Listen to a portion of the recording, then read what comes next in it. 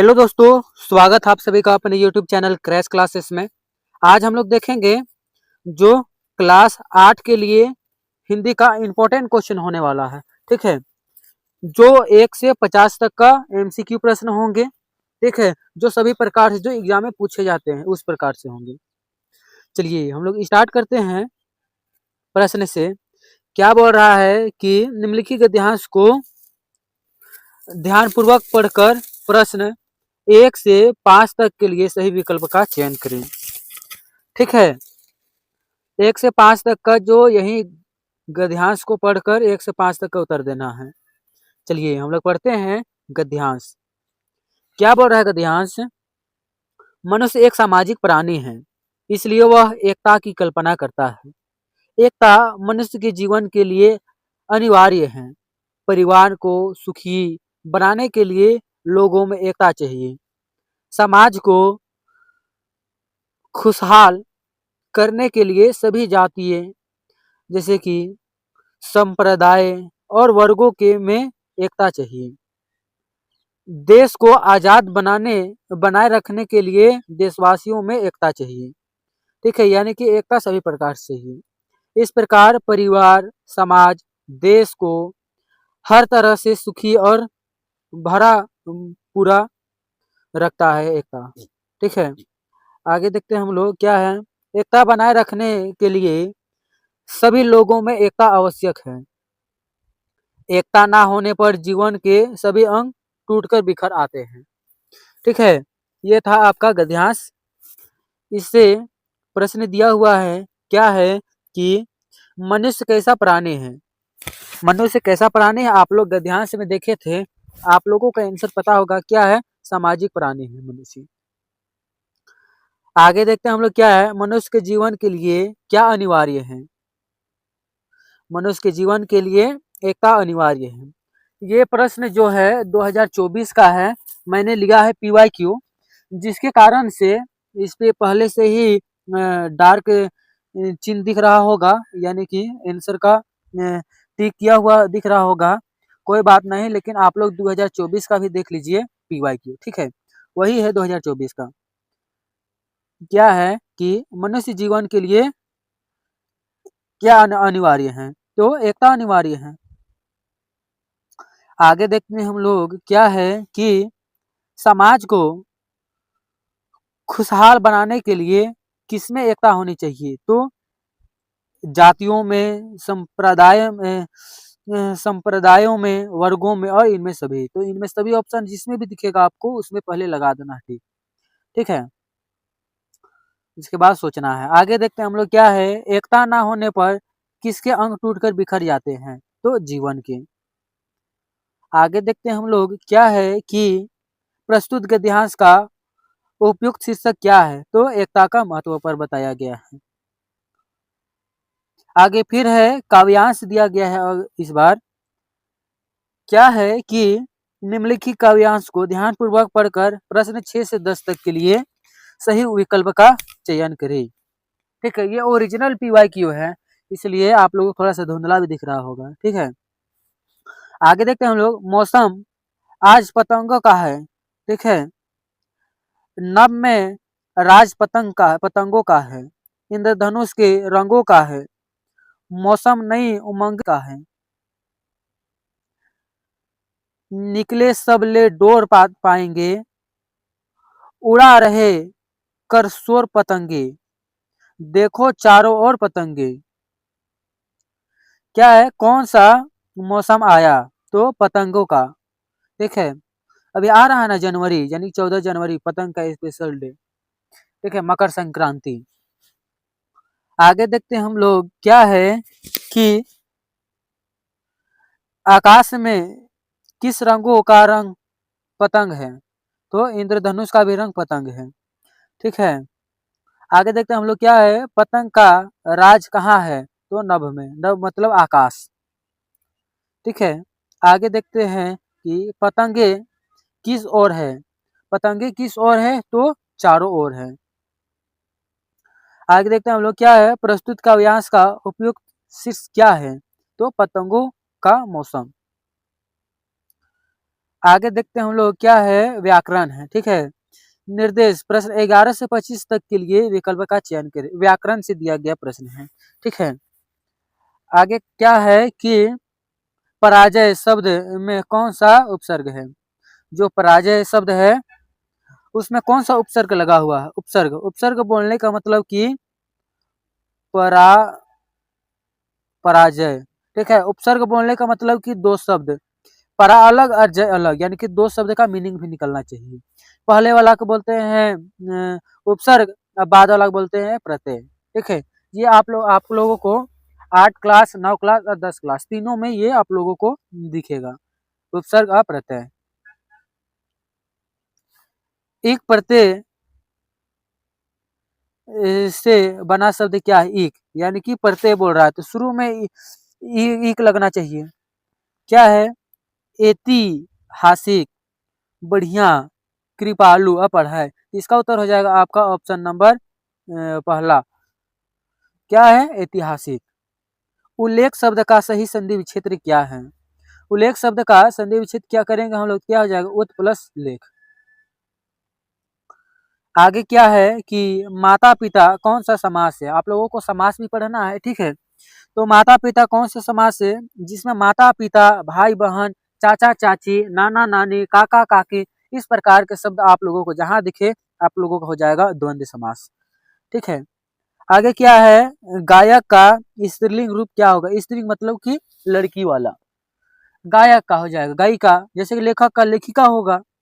ठीक है, मनीष का मनीषा, इसी प्रकार है। ठीक है, गायक का गायिका हो जाएगा। आगे देखते हैं लोग, निम्न में कौन बहुवचन है। बहुवचन मतलब कि एक से अधिक, तो बच्चे। सही वर्तनी क्या है, सही वर्तनी क्या है, तो धर्म है।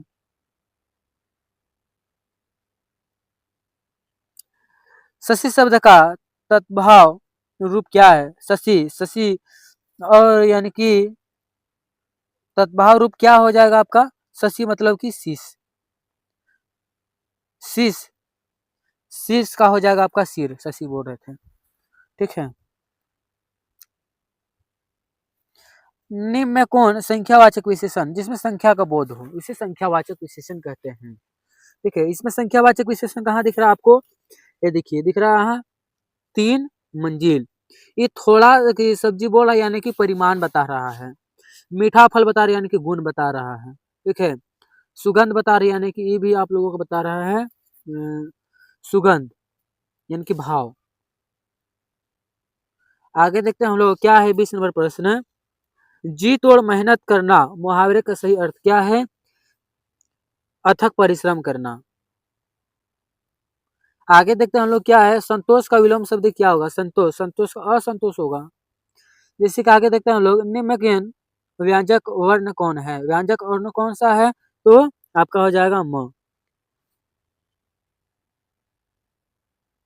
ठीक है, आगे देखते हैं हम लोग क्या है कि कक्षा के प्रथम आने पर पिताजी को लिखे गए पत्र के रिक्त स्थान का पूर्ति करें। ठीक है, यानी कि विकल्प के हिसाब से आप लोगों को ये जो पत्र दिया हुआ है इसको पहले बढ़िया से पढ़ लेना है। पिताजी को द्वारा लिखा गया पत्र है। ठीक है, पूज्य पिताजी, जब हम पिताजी को लिखेंगे डियर फादर लिखेंगे या फिर पूज्य पिताजी लिखेंगे। ठीक है, क्या है, पहला अपना जो भी बोलते हैं नमस्ते, प्रणाम। ठीक है, उसको पहले लिखेंगे, उसके बाद लिखेंगे विषय। ये इनफॉर्मल लेटर है, इसलिए डायरेक्ट हम लोग जो मुद्दा रहता है उसी पर बात करते हैं। ठीक है, क्या है कि मैं यहाँ कुशल मंगल हूँ और आशा करता हूँ कि आप सभी कुशल होंगे। आज हमारे विद्यालय का वार्षिक परीक्षा का परिणाम घोषित हुआ, यानी कि रिजल्ट घोषित हुआ है। आपको यह जानकर हार्दिक क्या होगा, खुशी होगा कि मैंने अपनी कक्षा में प्रथम स्थान प्राप्त किया है। यह आपके आशीर्वाद एवं कुशल मार्गदर्शन के कारण हुआ है। ठीक है, माता जी को प्रणाम और छोटे भाई को प्यारा प्यारा भरा प्यार।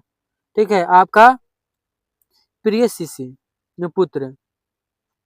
पहला क्या हो जाएगा, लक्ष्य कुमार, यानी कि नाम है, दिनांक दिया हुआ है। सादर प्रणाम हो जाएगा। ठीक है, खुशी हो या प्रसन्नता। आगे क्या है, आशीर्वाद, छोटे भाई को आशीर्वाद।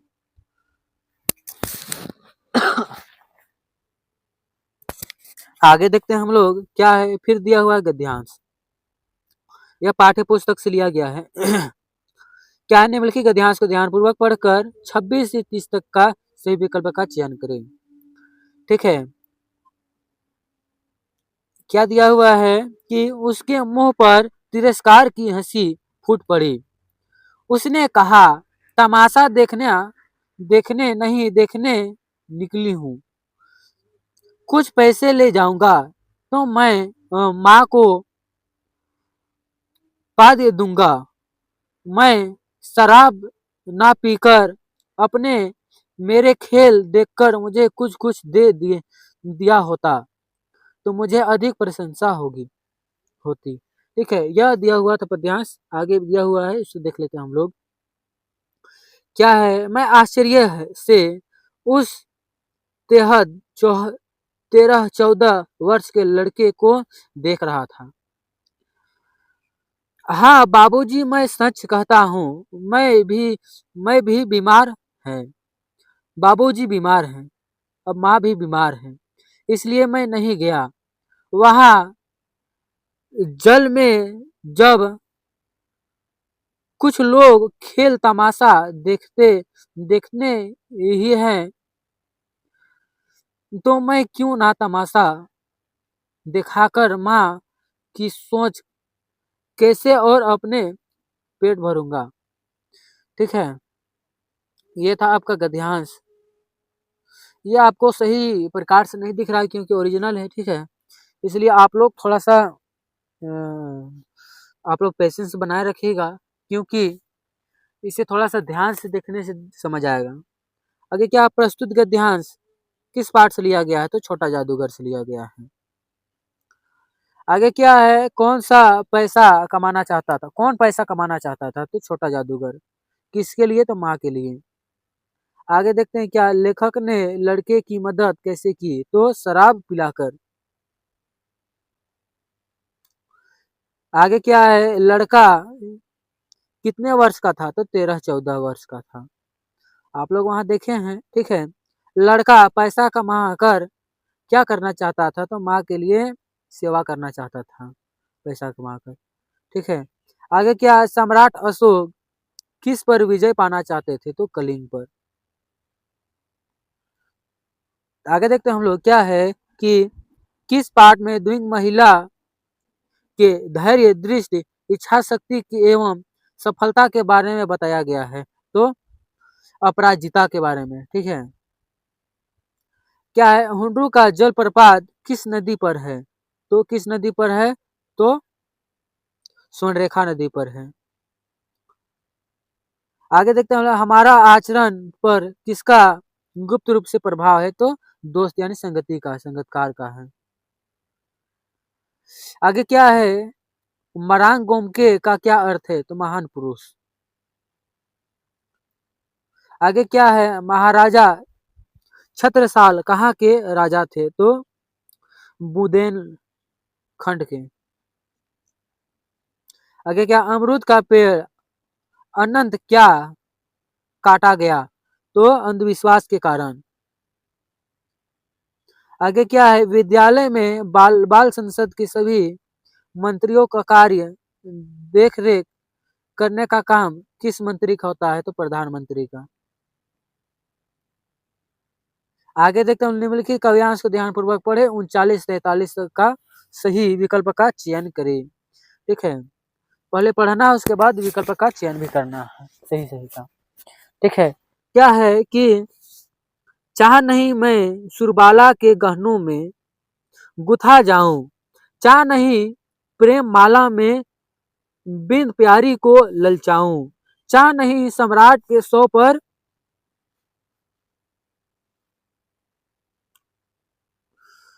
हे हरि डाला जाऊं, चाह नहीं देवों के सिर पर चढ़ू, भाग्य का पर इठलाऊं। ठीक है, क्या है कि प्रस्तुत काव्यांश किस कविता से लिया गया, तो पुष्प की अभिलाषा से।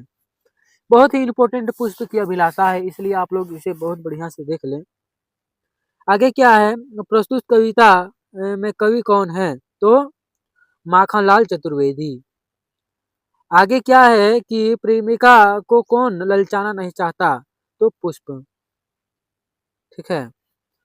आगे क्या है कि पुष्प किसके गहनों के रूप में गुथा जाना नहीं चाहता? तो सुरबाला के। आगे देखते हैं हम लोग क्या है, पुष्प किस पर इठलाना नहीं चाहता? तो अपने भाग्य पर। आगे देखते हैं हम लोग क्या है, बूढ़ी औरत कितने वर्ष की हो गई थी? तो 75 वर्ष की हो गई थी बूढ़ी।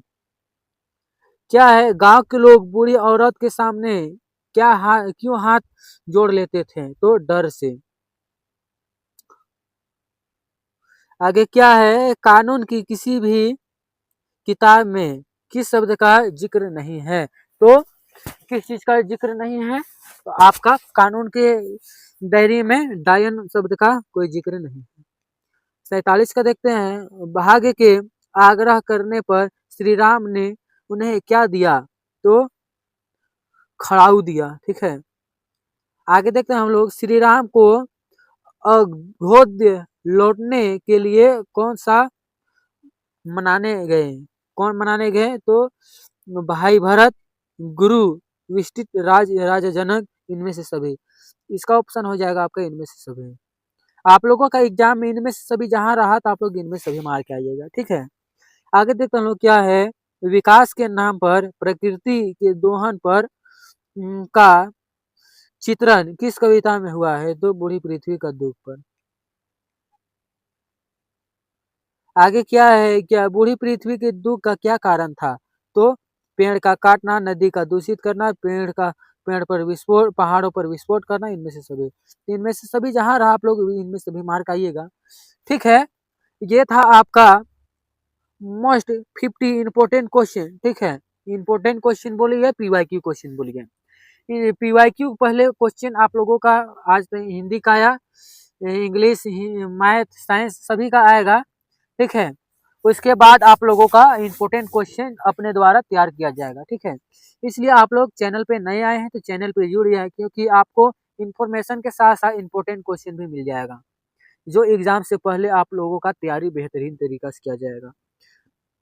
ठीक है। इसी के समाप्त करते हैं इस वीडियो। फिर मिलेंगे अगले बेहतरीन टॉपिक के साथ। जय हिंद, जय भारत।